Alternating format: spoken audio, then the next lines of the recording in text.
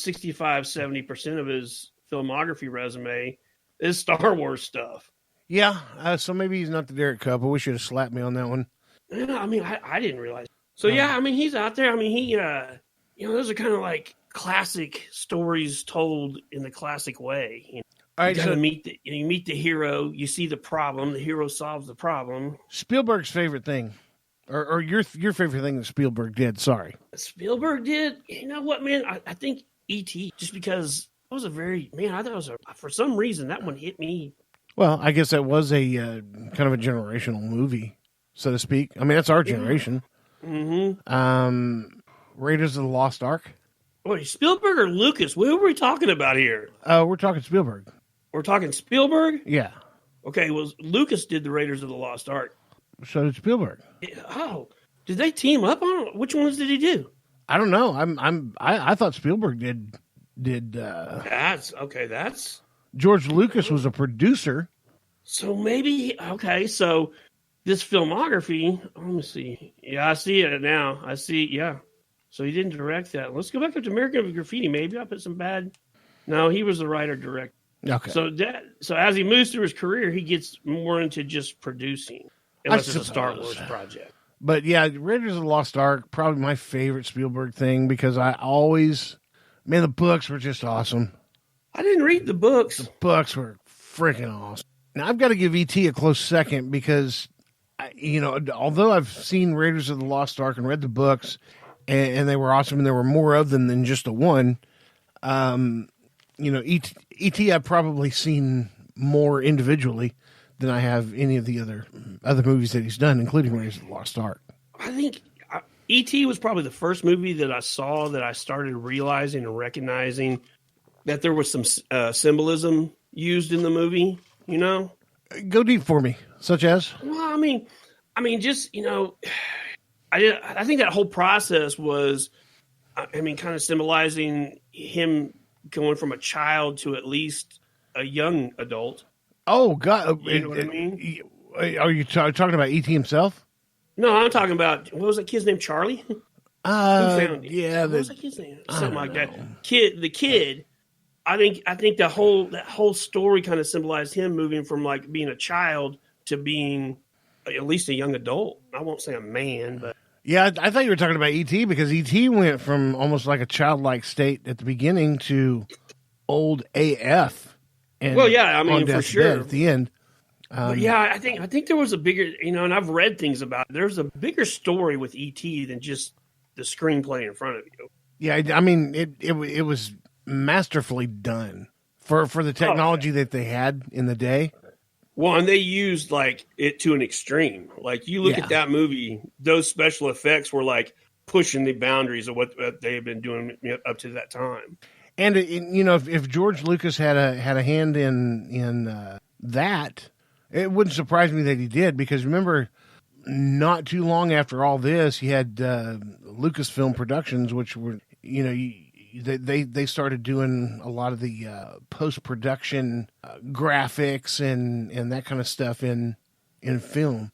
Yeah, he's got a company. If you watch credits in some movies, especially movies that have really good special effects in them, if you watch the credits, a lot of times he's got a company that's Skywalker something, and they'll pop up in credits for the special effects a lot of times. Okay, yeah. Well, that's kind of his jam, I guess, But I remember like when I went to the theater as a kid and saw Star Wars when it came out, and how I was just like walked out of there, my mind had exploded so many times because I thought that looked so real.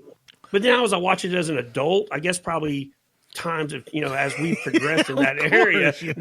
Now I watch it, I'm like, that doesn't look real at all. I was retarded when I was a kid. No, man. When we were growing up, that little belt that Chewbacca wore around his neck and over the side of his body, you would think those were like magazines for his. Yeah, his gun. Some kind of bandolier, Yeah, exactly. And it turns out they were cedarwood blocks that were painted silver and stuck on a belt. Yeah, wasn't that impressive? For no purpose. Man? He never used them for nothing. You ever look back on that? One to reload? No, not at all. Never. Not at all. You had one job. prop guy. At least, I mean, sell it to the world. You sold it for that movie, and then in like 2 years, you know, the things we could do in movies, they had quadrupled. You know, from 77 to 1980, and all you could do was just sell it for that one film, because the rest of them that he was wearing it in didn't get no better, and he didn't use it for a damn thing then. No, not one time. I'm like you though. I thought they were magazines for a weapon. Yeah, no. The first thing that hit me when I saw it, I'm like, okay, he's got plenty of ammo. If we get our ass in a ringer here, Chewbacca has got us. Man, we got to make this utility belt for this walking monkey. What are we going to use? I got some cedar blocks over in the corner. Let's paint them silver. Put them on my some silver. Get a couple belts. Screw them in from the backside. Shit, you'll never know. That thing could pop up on eBay though, and somebody would pay $1 million for it. Oh no. You know. Well, and look at the suit. You remember Darth Vader's suit? He's got that mask, and then coming down to the throat over to the side, he had medals, and then somewhere in the middle he had this electronic box that did whatever. Couldn't really figure it out. There wasn't a damn LED one on that box. No, there was all kinds of things on costumes that didn't really have any purpose. You know. No, but boy, they sure look cool. Yeah, and I bet every kid had his own definition of what that was when he watched that movie. You know. Oh yeah. You know, I bet that does this. You know. Well, you look at the robots. You know, R2D2 especially. C3PO is a lot less believable for me. I kind of thought it was too. I mean, I never like the whole droid thing. I'm like, nah, that doesn't. I'm not. Yeah, but I don't want an android acting like a human, wanting to serve me tea and sounding like a British Prime Minister. Yeah, I want that trash can on wheels that has all those things that shoot out of him and do cool things like unlock doors. And yeah, he's a crawling, wheeling movie projector, man. Oh, I forgot. He can project movies. And 3D, he can pick a lock. I bet he's got a place in there that's insulated. He can probably keep your beer can cold for you. Now that is something cool that in the original Star Wars that they did whenever R2D2 had filmed a little something about the princess, and then he was able to project just a little bit of that talk that she was having up on, I don't know what it was. That was like the first GIF ever. Yes. Don't you think? Yeah, it was. It was the first GIF ever. It has to be. That's awesome to think about it. Not only that, you know, I'm not saying that was completely believable as 3D or whatever, but for 1977, oh, you know, that was good work, man. That was the shiz. Yeah, top line. Now here's the other part. You got something that compresses trash that coincidentally everybody falls into, and it's compressing all this trash and all that mess, and you get to seeing that all the objects in there. It's not just like major trash or anything, but it's what's funny is when you look back on it, you don't realize a lot of the props that they use are like styrofoam and that kind of stuff. Yeah.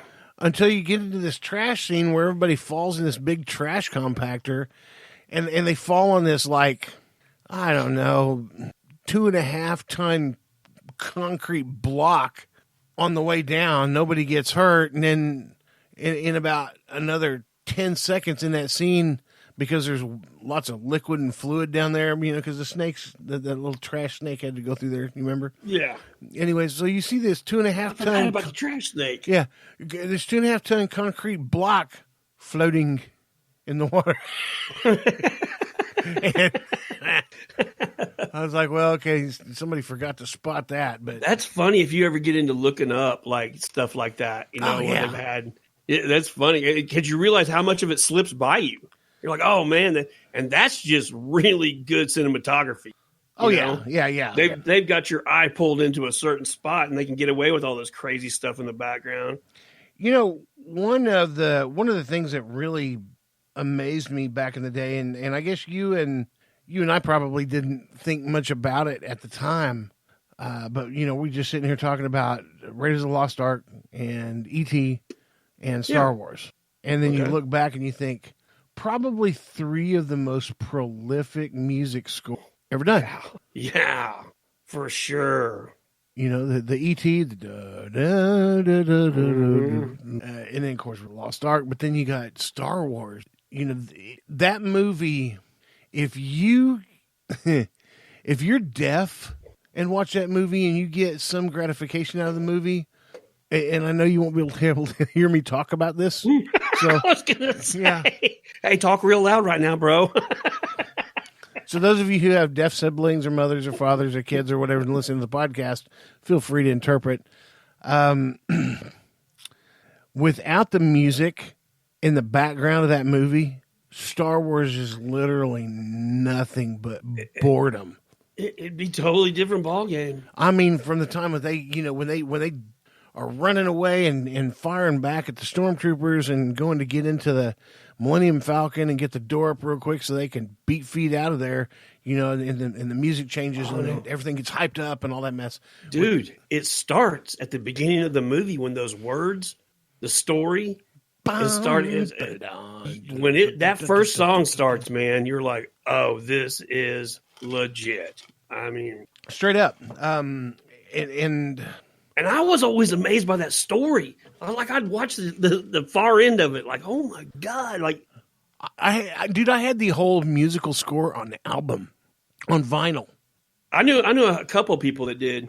And awesome. weren't necessarily fans of the movie, just loved the music that came out of it. The music was insane. And there's hardly anybody famous anymore that does that.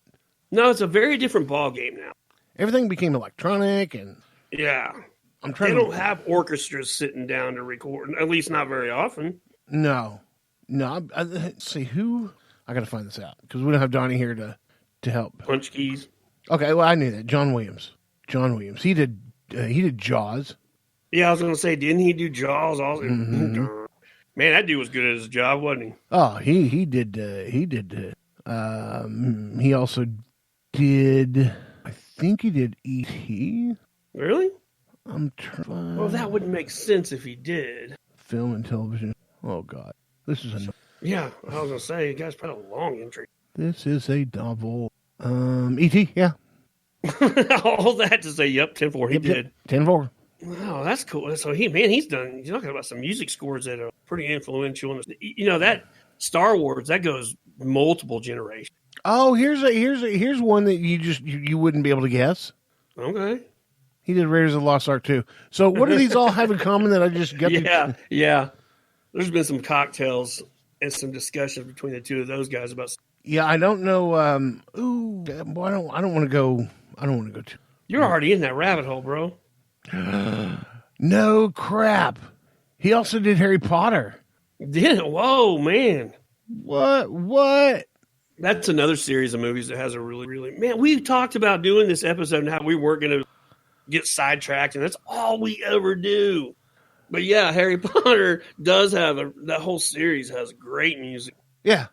Anything Epic does. I mean, everything. That's Epic one of the does. components, you know.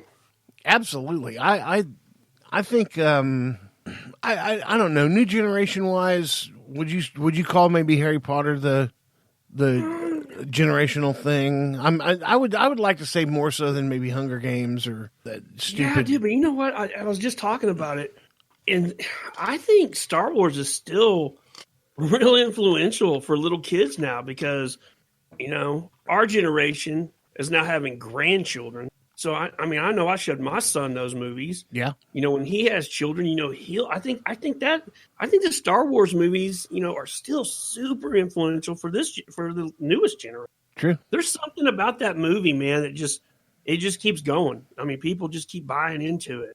All right, so here's another one, and I want to talk with you about him because he's a little controversial, but we will do a little more talking right after the break because Big Titty got to go pee. I gotta pee.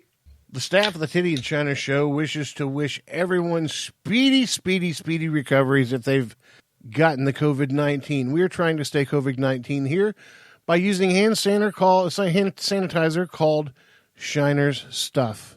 Now, Shiner brews alcohol, and so instead of drinking it, we just pour it on our hands, and it disinfects us like amazing ability. Nothing disinfects better.